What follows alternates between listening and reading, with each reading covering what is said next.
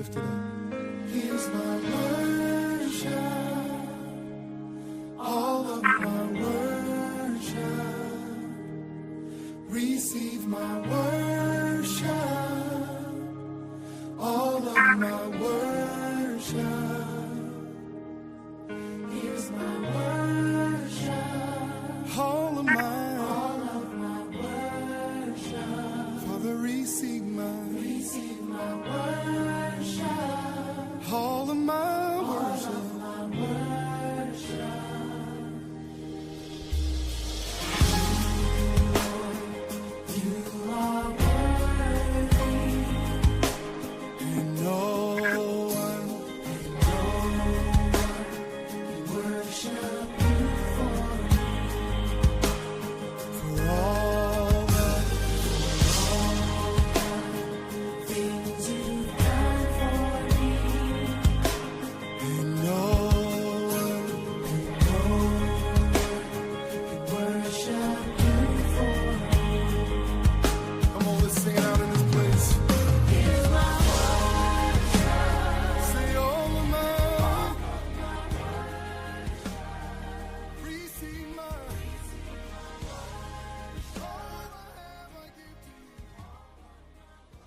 Good morning. Good morning to each of you. I am Dr. Corrine Johnson, and I would like to welcome each of you on this morning to plug into the power of prayer. I am so grateful and just thankful to God for each of you on this morning, for pressing your way up to get on here to hear what the Spirit of the Lord desires to impart into us on this morning. And so as you all are coming in, I see that some of you all are already saying good morning, but for those of you that have not said good morning, go ahead on and say good morning so that I will know that you are here. And so good morning to those of you that are watching from other platforms as well, from YouTube, TikTok. God bless you all on this morning. And we thank God for each of you once again for pressing your way up to hear the word of the Lord. And so we certainly honor God on this morning. We thank God for yet affording us another opportunity to be here, to experience life, to experience the purpose and the assignment that God has for each of us in the earth. And so we are grateful and we are thankful to God on this morning. And so on today, we are going to be continuing on in our series entitled Intimately Knowing God. And so on this morning, we're going to be doing part 3 of believing you're in obedience when you're not. Believing that you are walking in obedience to God when really you're not at all. And so on yesterday morning, we talked about, right, the prophet Balaam and the king Balak. And so just to give you just a brief recap before we go into the lesson, we know that for those of you that were on here yesterday, that Balaam was a true prophet of God. He wasn't a false prophet, but he was a prophet of God, and his prophetic ministry was so powerful that it reached the ears of kings. And so one king in particular, which was Balak, he was the king of Moab and Midian.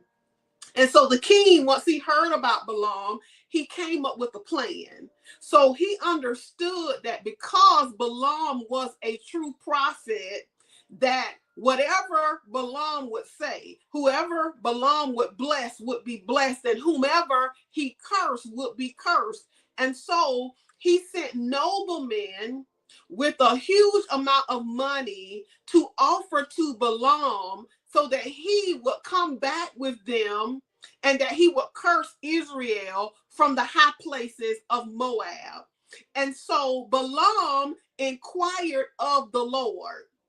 And the Lord tells Balaam, he says, you shall not go with them. You shall not curse the people, for they are blessed. And so Balaam obeys and on the following morning, he sends the noblemen away. And he told them basically to go back to your land, for the Lord has refused to give me permission to go with you. And so Balaam was a prophet, and even though he was a true prophet, he had an unhealthy desire for money. And so covetousness burned within him, and he yearned for the nicer things of life as well as greater societal influence.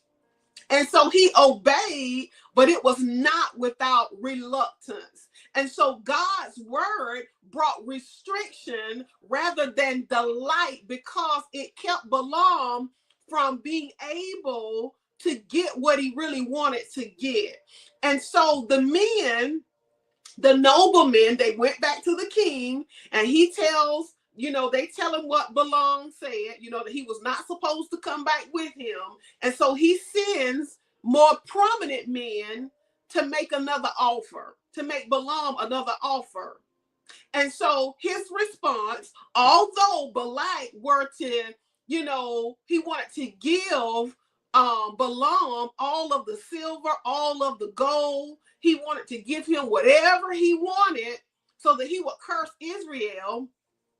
Balaam had to still tell them that I cannot go beyond the word of the Lord, my God, to do less or more. And so Balaam is stubborn and unwilling to fulfill God's desire with joy. And so because it rages against a covenant heart, or should I say a heart of idolatry, Scripture affirms this in 1 Samuel chapter 15 and 23, where it says that stubbornness is as idolatry. And so here is God's response to Balaam. And we see this in Numbers 22 and 20, where it says, and God came to Balaam at night and said to him, if the men come to call you, rise and go with them, but only the word which I speak to you, that shall you do. And so the men, we know they were going to call him the next morning because they stayed with Balaam and hoped that he was going to return and go back with them. So in essence, God is saying, when the men come to call you, go with them, but only the word which I speak, that you shall do. And so we see God is giving Balaam the desires of his heart. And Balaam thinks that he's in the will of God because God is not telling him to go. But he had such a strong desire to go anyway because he wanted the money. God knew that Balaam's desire, and so he told him, go on and go with him. And so when he did this, see, this is what happens when you believe that you're in obedience when you're not. So Balaam was operating in a spirit of deception. And a lot of times we can be the same way. We want something so very badly that it burns our hearts. And God knows that it's a strong desire. So God will let you step out in your own will. And you're thinking that you're in the obedience of God. And really and truly, you're not. And so this is where we left off on yesterday morning. And so this morning, after that brief recap, we want to start out in Numbers 22, 21 through 40. And so in Numbers 22 and 21, it says, Balaam got up in the morning because the Lord done told him now, just go on and go because you know you want to go, so just go. So he saddled up his donkey and went with the Moabite officials. But God was very angry when he went And the angel of the Lord stood in the road to oppose him. So Balaam was riding on his donkey, and his two servants were with him. When the donkey saw the angel of the Lord standing in the road with a drawn sword in his hand, the donkey turned off the road into the field, and Balaam beat on the donkey to make it get back in the road.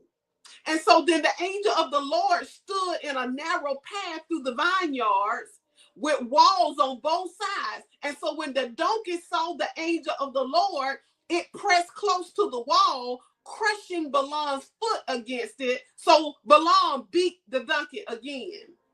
And so the angel of the Lord moved on ahead and stood in a narrow place there where there was no room to turn either to the right or to the left. So when the donkey saw the angel of the Lord the third time, it lay down under Balaam, and he was angry that he beat the donkey again.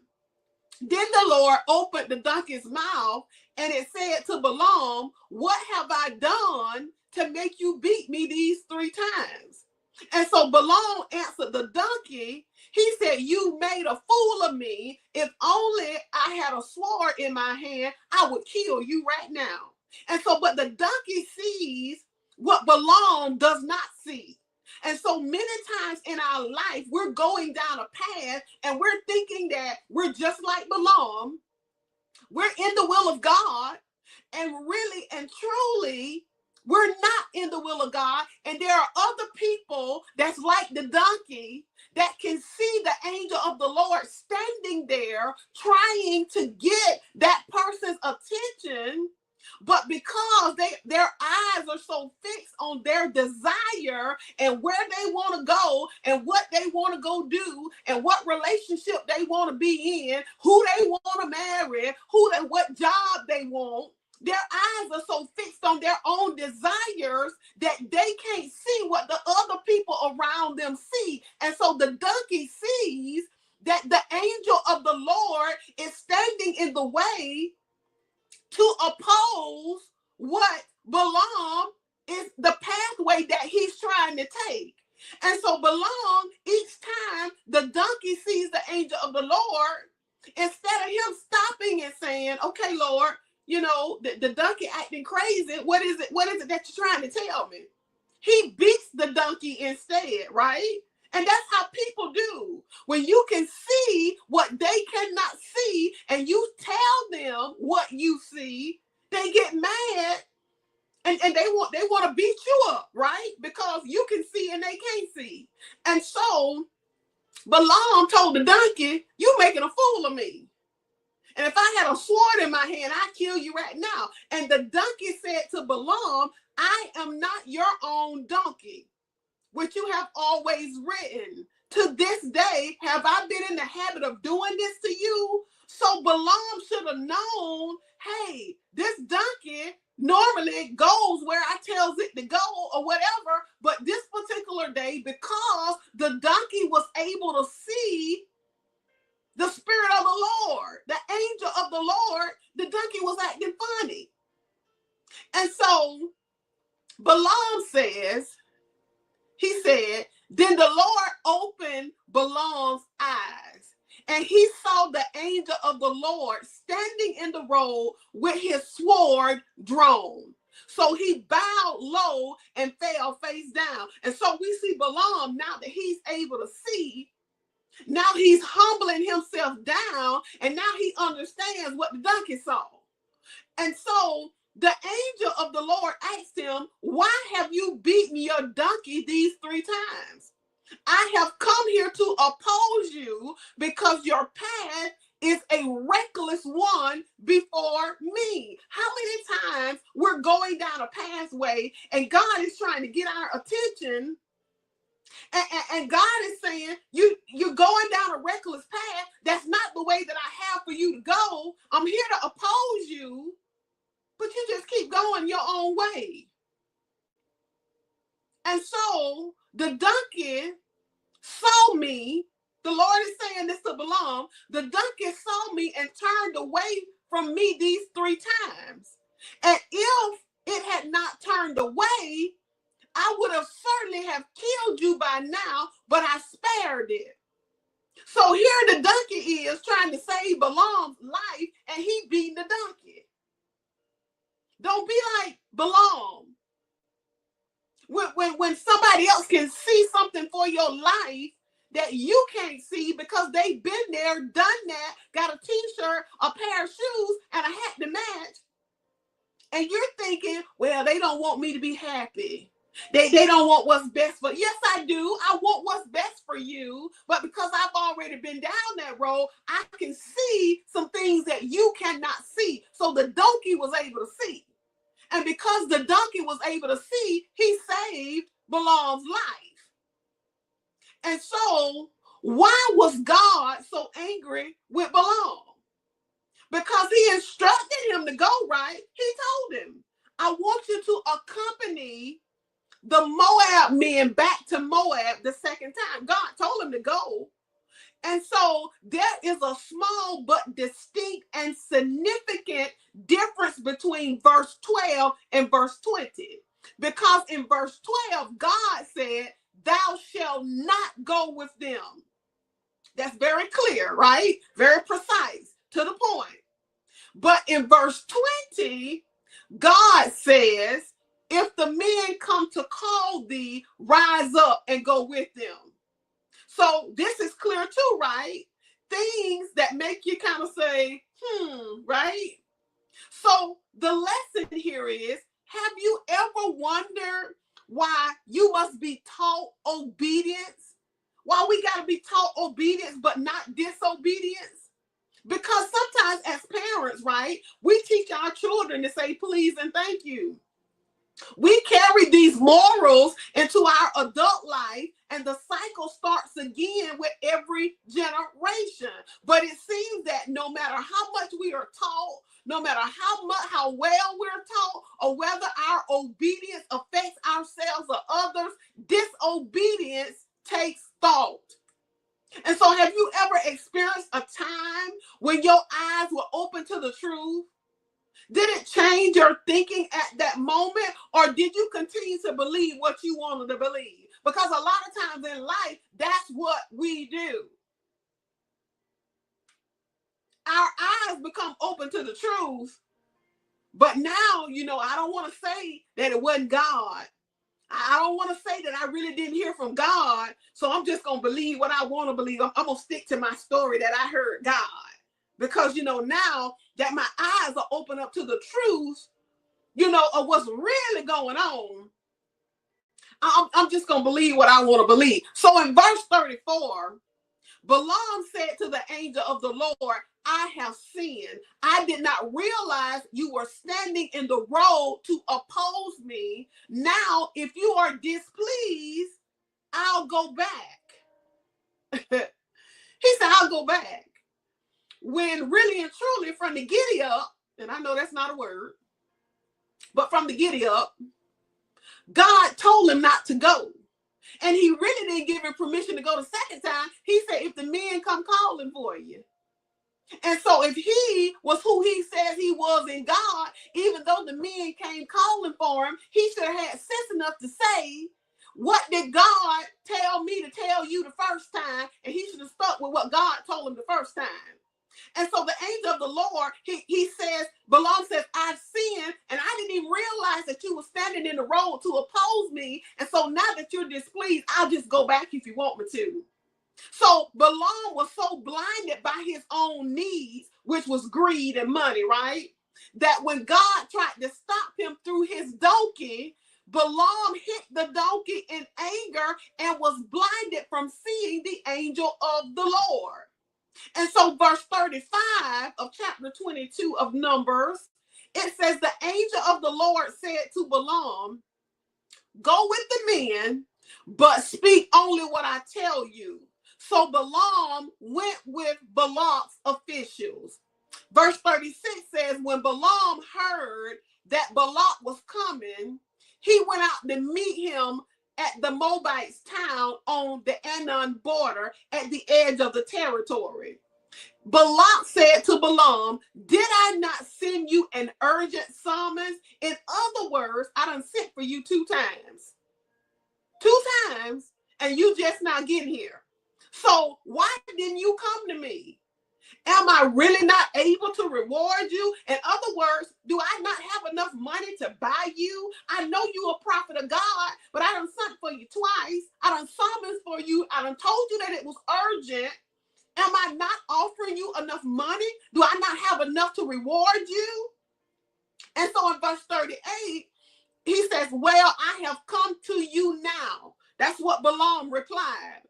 He said, but I can't say whatever I want to say.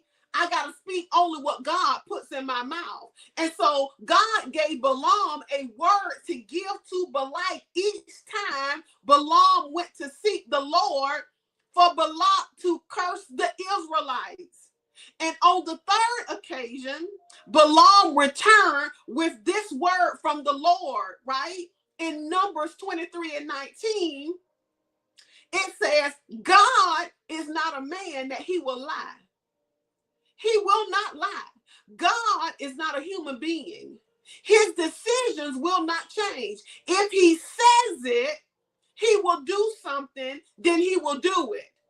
If he makes a promise, then he gonna do just what he promised.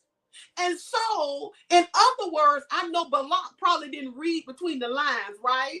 But however, what God was saying, I have chosen the children of Israel. I am in covenant with them. I already made a promise to them that I was not going to harm them. I was going to do them good. I was going to give them an expected end. I've already gave them the prophetic word. I've already promised them. And I'm not going to be a God that's going to lie when I've already said that I'm in covenant with them and that I was going to protect them. His decision didn't change. He had already made a promise and he was going to do just what he promised. Verse 39 says, then Balaam went to Balak to Kereth. Balak sacrificed cattle and sheep and gave some to Balaam and the officials who were with him. The next morning, Balak took Balaam up to Bamoth Baal, and from there he could see the outskirts of the Israelite camp. So Balak took Balaam to three different locations, trying to get Balaam to curse the Israelites. And on each occasion, Balaam went to an isolated place to hear from God. He received and spoke the word of God that God had given him. He informed Balak, no matter how upset you get, brother, that he only could speak the word that the Lord had given him, and each word was a blessing and not a curse. Can I prophesy to somebody this morning? It does not matter what enemy that is in your life that's seeking out different prophets and different people to try to curse your life and try to speak things into your life that God has not said. I come to tell you this morning that who God has blessed, those who God has blessed, they are blessed. And nobody can curse what God has blessed. Here you see Balaam trying to get Balaam, right, to curse the children of Israel. And Balaam thought about it now. He thought about it. I'm sure while he was riding on that donkey, he thought to himself, oh yeah, I'm going to go tell him, I'm going to go curse him, because guess what? I got to get this money. I got to get this silver. I got to get this gold, because he had greed in his heart. But when he reached there, he still could not tell them anything less than what God had said. And each word that he released over the Israelites was a blessing. And Balak got so mad each and every time, because he was like, I didn't call you here to do this, to pronounce no blessing. I called you to pronounce a curse. Can I prophesy to somebody again this morning? It does not matter who is trying to curse your life. It does not matter. God will twist the mouth of the enemy, and they'll come ready to pronounce a curse over your life, and God will make them speak a prophetic blessing over your life. God will make them speak favor over your life. God will make them speak increase over your life. God will cause them to release a blessing. So it was the last occasion. And what happened to Balaam was this. The Spirit of the Lord came upon Balaam in such a way that he had an encounter with God that he had never had before.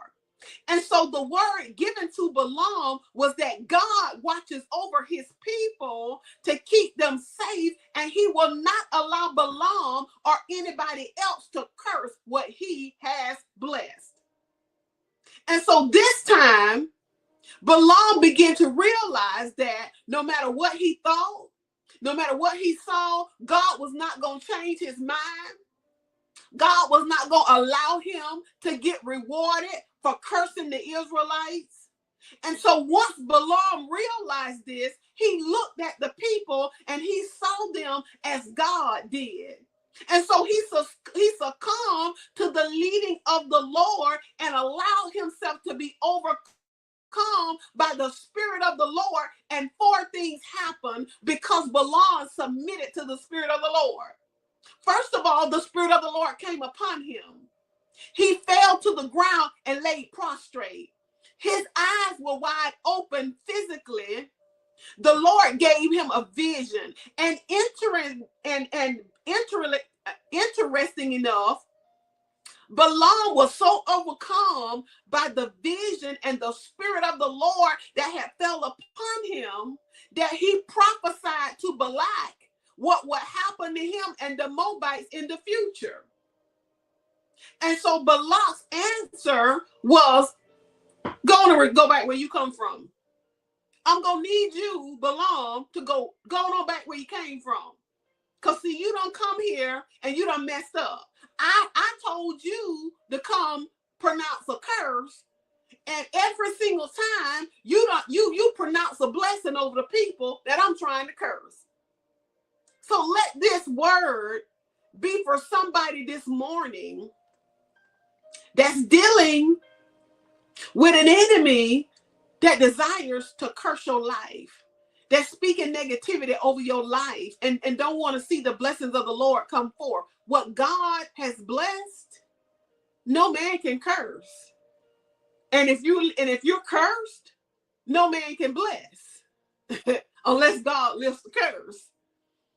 And so on this morning, this lesson is letting us know that we cannot believe that we're in obedience when we're not. See, Balaam was on his way on that donkey thinking that he was in obedience because the Lord told him, go on and go. That's the desire of your heart anyway, go on and go. Yeah. So he's thinking he's in obedience. And we're the same way.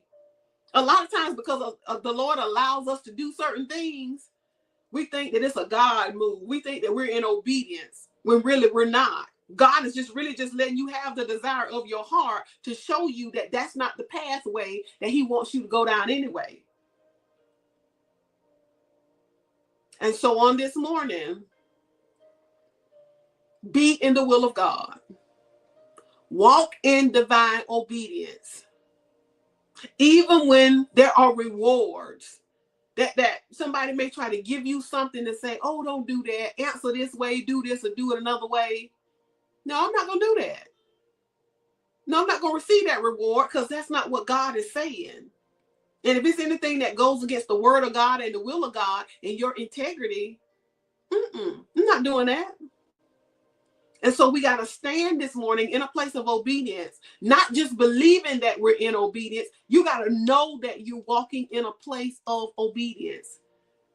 And when Balaam surrendered like he never had before to the Spirit of the Lord moved upon him, and he prophesied so many blessings unto the Israelites that Balak told him, you know what, go on away from here, go on home now. Go on back where you come from because you done the opposite of what I told you to do. And so on this morning, I pray that as you allow the Spirit of the Lord to lead you, let the Spirit of the Lord overcome you so that you can hear God, so that you can not just hear him, but obey his voice and walk and go in the way that he would have you to go. And so on this morning, as we get ready to close, as always, I want you all to spend that 15-20 minutes in prayer, in the word, before you go to work or wherever you have to go or begin your day today, wherever you're going. Make sure that you take that time to spend with the Lord. And however the Spirit leads you to do, that's what you do. But just make sure that you are cultivating that relationship with God so that you can hear God and not just believe that you're walking in obedience, but know that you're in the divine will of God. And so on this morning, we certainly thank God for each of you for tuning in and joining with me on this morning for the word. And so it's my prayer that you all will share the video, like the video, tag some people in the video that you believe that need to hear this word this morning so they will know about walking in divine obedience. And so once again, thank you all so much for tuning in with me for the word on this morning. And if it is the will of the Lord, we will see you all back here on tomorrow morning for plugging into the power that will only take place as the believers begin to rise up and pray. God bless you. Go forth on today and have a blessed day. Worship, all of my worship. Receive my worship, all of my worship. Here's my worship, all of my worship. Father, receive my worship.